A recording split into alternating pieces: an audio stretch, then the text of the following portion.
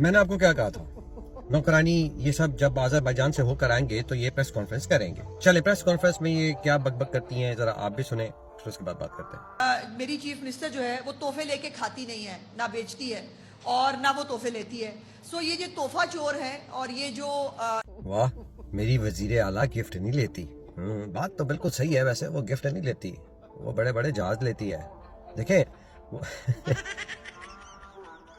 وہ میں 11 ارب والے جہاز کی بات کر رہا ہوں. دیکھیں یہ ایسے بغیرت ہیں، ان لوگوں کو اچھی طرح پتہ ہے کہ کس طریقے سے اقتدار میں آئی ہے. کیا یہ ووٹ لے کر اقتدار میں آئی؟